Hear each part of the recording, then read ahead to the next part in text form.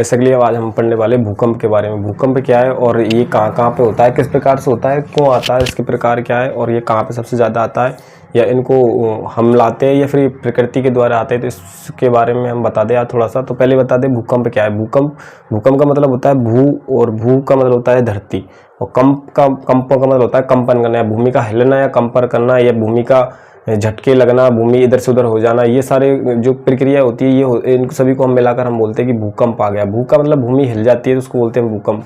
भूमि या तो आपके पहाड़ पे हिल जाए, या आपके घर पे हिल जाए, या कहीं ऐसी जगह पे हिल जाए, तो ये भूमि जैसे हिलती है तो इसको हम बोलते हैं भूकंप। भूकंप कुछ नहीं ज़्यादा, बस भूकंप यानी पृथ्वी का हिलना। ये किस कारण से आता है, तो ये दो कारणों से आता है। एक तो हमारे कारण यानी मानव के द्वारा ये कारण होते हैं, एक होते हैं आपके प्रकृति के द्वारा कारण। ऐसे कारण प्रकृति के द्वारा, एक तो पहले से कि आप कुछ काम कर रहे हो तो वो आपके एक सिस्टमेटिक ढंग से चलाता है। जैसे कि हम करें कि इस समाज में हमारे जो प्रथाएं या जिस प्रकार से ब्याह संपन्न करवाते हैं, तो जैसे बता रहा है कि जो फेरा पाड़ेंगे वो कौन पाड़ेंगे, तो फेरा पाड़ने का काम है पंडित जी का, यानी कि जो ब्राह्मण है इनका फेरा पाड़ेंगे। इस वजह से जैसे पुरानी प्रथा चली आ रही है उनको आज हमारे अब जो लोकल कर रहे हैं, मतलब अब तक चला रहे हैं, तो वो होती है प्राकृतिक। मतलब जैसे प्राचीन से चली आ रही है वो प्राकृतिक होती है। अब प्राकृतिक जो पहले से चली आती है तो उसको उसके द्वारा यदि कोई भूकंप आ रहे तो उससे कोई नुकसान नहीं है। प्रकृति से जो भूकंप आते हैं वो आते ही है, वो हमारी उसमें हम कुछ नहीं कर सकते। लेकिन आजकल क्या है, हमारे द्वारा भी भूकंप आने की ज़्यादा चांसेस ज़्यादा हो गए कि मानव प्रक्रिया के द्वारा भी भूकंप ज़्यादा आते हैं। कि पहले तो कम भूकंप आते थे, आजकल ज़्यादा भूकंप आते हैं। भूकंप हम क्यों करते हैं, क्योंकि हम कई प्रकार से, अभी हम थोड़ी देर नीचे जिसके प्रकार पढ़ेंगे उसमें मैं आपको बता दूंगा हमारे द्वारा भूकंप क्यों आते हैं। तो सबसे पहले इसके प्रकार ही पढ़ लेते हैं। सबसे इसमें प्रकार दे रखे हैं कि जो भूकंप है उसके कितने प्रकार होते हैं। इसमें मुख्य रूप से हम 4 प्रकारों में बांटते हैं। मुख्य रूप से हमको 4 प्रकारों में बांटते हैं। पहला है विवर्तनिकी भूकंप, दूसरा है ज्वालामुखी भूकंप, तीसरा है संक्षिप्त भूकंप, और चौथा है विस्फोटक भूकंप। जो पहला भूकंप है उसमें हमने दे रखा है कि विवर्तनिकी भूकंप। विवर्तनिक का मतलब होता है कि जब अपने पृथ्वी पर प्लेटें यानी कि पूरा पहले हम इसको मानते थे पूरी को, तो ये प्लेट है। प्लेट का मतलब एक जो चट्टान है आपकी वो एक दूसरे से अलग होती जा रही है। जैसे आप बताओ, जब चट्टान एक दूसरे से जब अलग होकर दूसरी जगह जाएगी, तो वो चट्टान जब जाएगी, कोई भी चीज़ हो आप एक स्थान से दूसरे स्थान पर लेके जाओगे तो वो हिलेगी, तो उस टाइम पे भूकंप आएगा। तो पहले जब विवर्तनिक भूकंप है कि जब चट्टानें एक स्थान से दूसरे स्थान की तरफ गमन करती है, एक स्थान से दूसरे स्थान की तरफ जाती है, तब प्लेटें हलती है। तो प्लेटें हलती है तो वो भूकंप आ जाता है। नेक्स्ट है आपका ज्वालामुखी भूकंप। ज्वालामुखी भूकंप किसे कहते हैं आप जानते हो। जैसे ज्वालामुखी आता है तो नीचे से एकदम जो नीचे मैग्मा जमा हुआ था वो लावा के रूप में बाहर आता है। जब लावा के रूप में बाहर आता है मैग्मा नीचे जमीन में जमा हुआ, तो जैसे आता है तो वो ब्लास्ट करता है, बहुत तेज फूटता है। तो उसके आसपास की जो प्लेटें होती है वो जिस जमीन से फूटता है उसके आसपास की प्लेटों को हिला देता है। इसकी वजह से यहाँ पे भूकंप आते हैं। और जैसे भूकंप आते हैं ना, तो उसके आसपास की प्लेटें हिलती है, तो उस टाइम पे हम बोल सकते हैं उसको कौन सा भूकंप है। भूमि आया है तो किसके कारण आया था, कि ज्वालामुखी आया उसकी वजह से आया, तो वो एक प्रकार हो जाता है ज्वालामुखी भूकंप है। एक होता है संक्षिप्त भूकंप। संक्षिप्त का मतलब होता है छोटा या उसका छोटा रूप। तो ऐसा भूकंप जो छोटे आते हैं, छोटे क्यों आते हैं, ये ज़्यादातर मानव द्वारा आते हैं। मानव द्वारा क्यों, क्योंकि हम अपनी कुछ आवश्यकताओं की पूर्ति के लिए, कुछ खनिजों की पूर्ति के लिए हम खनन करते तो हम बहुत सारा नीचे खोदते चले जाते। बाद में जब बहुत सारी जो लंबी खदान कर देते हैं किसी चट्टान के अंदर, हम उसको खदान कर देते हैं, तो पूरा पहाड़, कोई ऐसी समस्या आती है जैसे कि बरसात या ऐसे मौसम में वो क्या होता है कि जमीन नीचे धंसने लगती है। जिस स्थान पर खोदा था उसको हम भरते तो है नहीं वापस, जब उसको वापस से उसमें नीचे धंसने लगती है, तो उस टाइम पे जब वो नीचे धंसती है तो हम उसको बोलते हैं कि ये भूकंप आया। लेकिन मानव तो कितना खोद सकता है, बहुत ही कम। तो उसको कम खोदने की वजह से वो भूकंप आता है, तो इस वजह से उसको बोलते हैं हम संक्षिप्त भूकंप या छोटा भूकंप।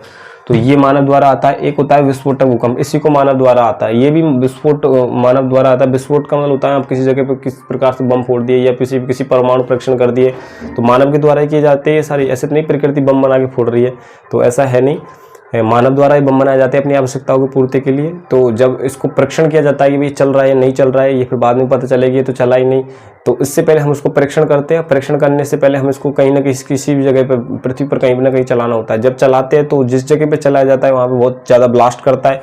यदि आपका बम बना हुआ है वो यदि सक्सेसफुल हुआ तो बहुत ज़्यादा ब्लास्ट करेगा, तो उससे आपकी जो प्लेट है वो हलेगी, तो उससे हम बोल सकते हैं कि विस्फोटक भूकंप है। किसकी वजह से आएगी, भाई विस्फोट हुआ था उस वजह से भूकंप आया। तो चारों प्रकार याद रखने की चीज़ है।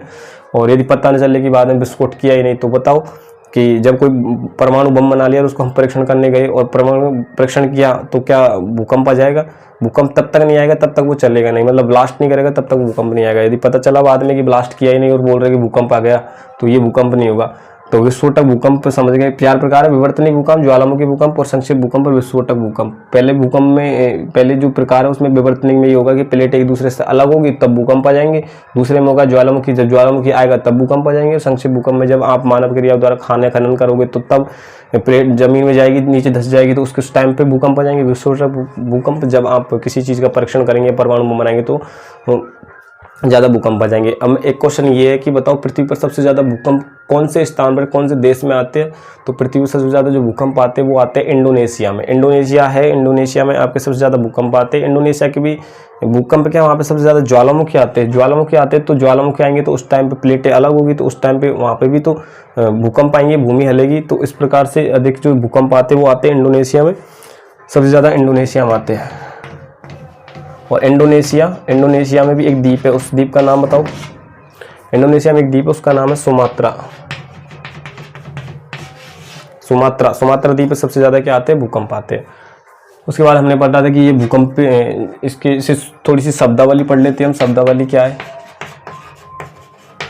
शब्दावली क्या है मतलब इससे भूकंप से संबंधित कुछ जानकारी। भूकंप विज्ञान कैसे कहते हैं? जिसमें भूकंप से संबंधित अध्ययन किया जाए। भूकंप के बारे में जितनी जानकारी प्राप्त करनी चाहिए हम उसको बोलते हैं भूकंप विज्ञान। आगे जाके आप इससे ज़्यादा जानकारी प्राप्त करोगे तो आपको भूकंप विज्ञान लेनी होगी, यानी भूकंप विज्ञान लो, उठाओ और उसके बारे में पढ़ लो। अधिकेंद्रित क्या होता है? जिस जगह पर भूकंप आता है और उस जगह के अधिक का मतलब होता है उसके पास में, केंद्र के पास वाली जो जगह होती है, जिस जगह भूकंप ज़्यादा, यहाँ से भूकंप एकदम हिला इस जगह से, तो इसके पास वाली जगह को बोलते हैं हम अधिकेंद्रित। नेक्स्ट है फोकस। फोकस हम बोलते हैं इस जो भूमि, जिस जगह भूकंप होता है उस जगह पे जो मेन जो बिंदु होता है, जिस जगह से भूकंप उठ रहा है, जिस जगह से तरंगे निकल रही है, उसको हम बोलते हैं फोकस। फोकस करो, किस चीज़ पे फोकस करो, उसको हम बोलते हैं फोकस बिंदु। फोकस बिंदु बोल सकते हैं इसको हम, है ना। फोकस, इसको हम बोलते हैं फोकस बिंदु। इसके बाद में है सिस्मोग्राफ। सिस्मोग्राफ इसमें क्या जाता है? एक तो होता है रिएक्टर पैमाना।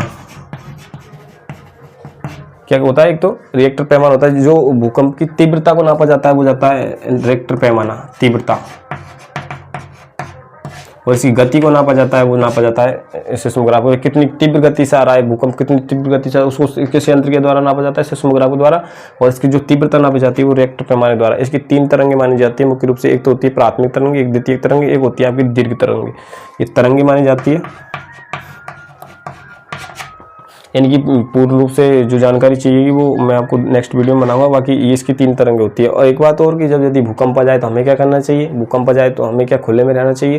तो मुख्य रूप से वैसे नॉर्मल सी है, या आप भूकंप आओगे तो आपको पता रहना चाहिए वैसे, जैसे कि आप यदि मकान के अंदर हो तो आप भूकंप आए तो आप उससे बाहर निकल जाओ, या फिर आप एक ऐसे स्थान की सहायता ले सकते हो या टेबल और मेज की सहायता ले सकते हो जिसपे आपके सर को दबाया जा सके या आप खुद सेफ रह सको। एक ऐसा, जैसे कि आप पहली बात तो कि आप घर में जितने भी उपकरण है, इलेक्ट्रिसिटी वाले, लाइट आ रही है तो जितने भी उपकरण उन सबको बंद कर दो। टीवी, फ्रिज, कूलर, पंखा सारे को बंद कर दो। पता चले कि आप किसी पंखे के नीचे बैठे हुए, भूकंप आया और पंखा ऊपर से झटके से गिर गया तो सीधा सर पे पड़ेगा, आपकी हो सकती है, भगवान ना करे ऐसा हो, लेकिन फिर भी आप ऐसी चीज़ों को बंद कर दे और पंखा को बंद कर दे, जिससे कि आपको क्या होगा कि कभी भी यदि गिरे भी कोई सामान तो उससे आपको नुकसान ना हो। और यदि आप हो सके तो वैसे घर से निकल ही जाओ, क्योंकि भूकंप आएगा तो आपकी इधर उधर पूरी दीवारें हिलेगी तो आपको पता है कि दीवार में आपके लग सकती है, ऐसी कई समस्या हो सकती है। यदि आप बाहर हो, घर से बाहर हो और आप ऐसे स्थान पर हो जहाँ पर खुले में हो तो आप घुटनों के बल नीचे बैठ जाए ऐसे, तो उससे क्या होगा कि आपको भूकंप के झटके इधर उधर घुमाएंगे नहीं। धन्यवाद। लगता